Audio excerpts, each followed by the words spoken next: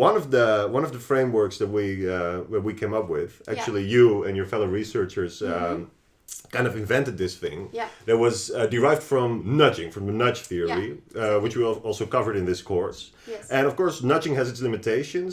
Just in a nutshell, that it is mainly not lasting, and very context specific. Yeah, so it's very specific. Yeah, so you can nudge, but it will not be a lasting behavioral change. And so you came up with something to overcome that. So please tell me about that. Yes, well, as you just mentioned, nudging is a very powerful tool and technique to change behavior. Yeah.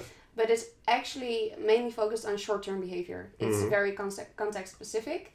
And that means that once this context changes and the specific environmental cues and patterns change, behavior will refer to its original level. And that's, of course, a problem because you want this behavior to be enduring.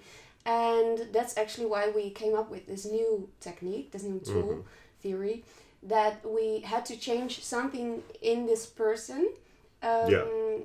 that actually makes this behavior part of its own system. So you're kind of going beyond just the behavior. Exactly. Yeah. So what we thought, as you already know, all decisions and behavioral things actually are derived from the system 1 or 2. Yeah, Kahneman's dual processing theory. Exactly. Yeah. And this nudging technique mainly focuses on the system 1. So it actually works because people are not aware of the changed behavior. Yeah, it's subconscious. You're just kind of designing the environment around the decisions and around the behavior to guide a person one or the other way. Yeah, but this aspect of nudging actually is a limitation because it means that the person themselves the user isn't changed. Their brains are just exactly the same. They don't know what they did. They just did it. They're not aware of the change in their behavior. And you can't really expect someone to do that same behavior over and over again when they're completely unaware of what changed. Yeah. So that's a limitation. Yeah, it's a limitation, but it is very powerful. So we did include this nudging technique in our new protocol behavioral tool. But to make it lasting and to make it part of the person, of the user, we added a rational override, which is a way to activate system 2, because the system 2 actually changes the person. Yeah. So system 2 is where we are reflective and where we are... And you're aware. And where we're aware, So a rational override is kind of, it's a little bit of the opposite of nudging, right? Because you're making someone... reflect, and you're grabbing someone's attention and making them consciously aware of what is going on. Exactly, and it can be as easy as simple as a question or as a prompt to make someone reflect on their behavior, because that makes them aware of the change. Yeah, of the changed environment. Exactly. Because this is absolutely key in my opinion, especially since of today, a lot of people are just wandering around kind of mindlessly and aimlessly, and this makes their behavior very vulnerable to change and also to negative and unwanted change. Yeah.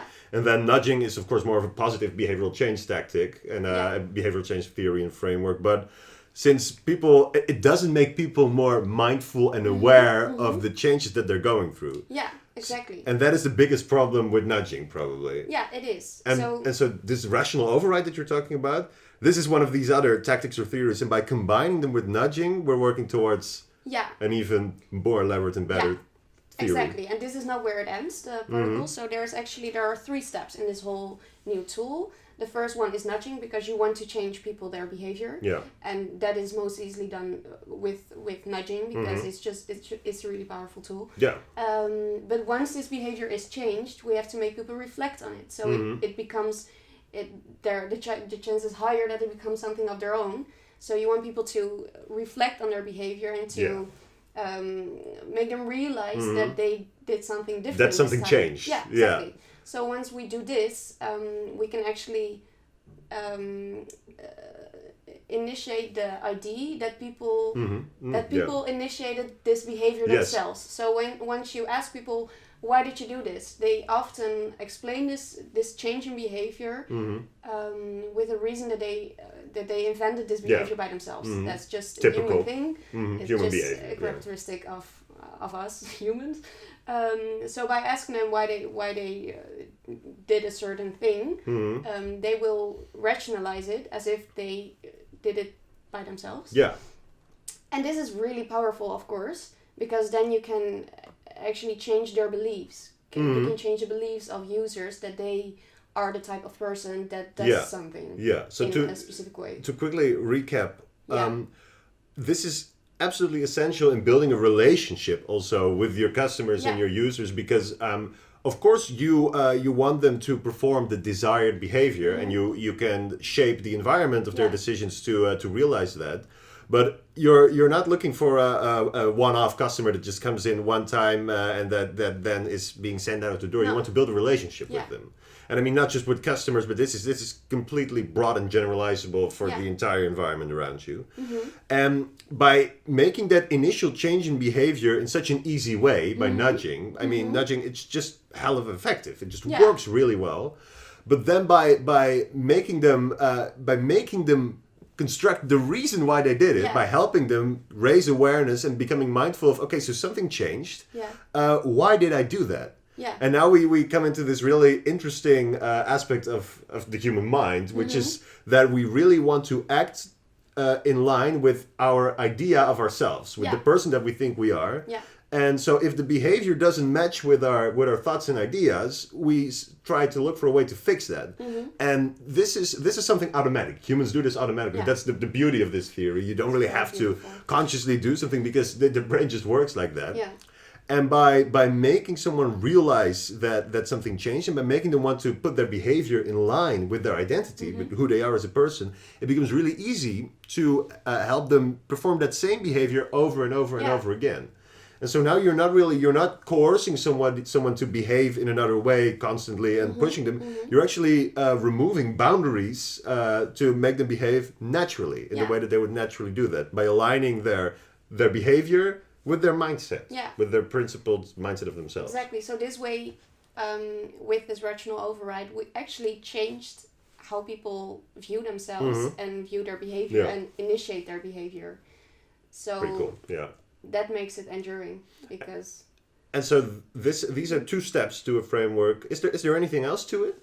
Well, with every new bit of information that we encounter, we process this with the beliefs and the perspectives that we've had in our life.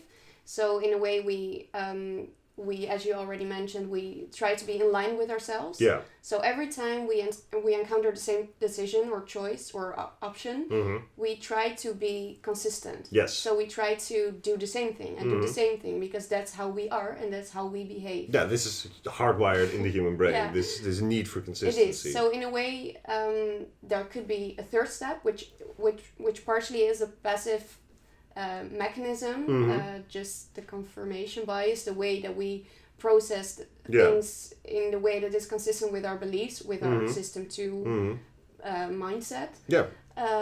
But in a way, you can also actively present people with certain information and certain prompts of reminders of the decisions they've made. So this belief of the rules of their behavior becomes stronger, because every time you encounter or you remind yourself of, oh, that time I made this decision.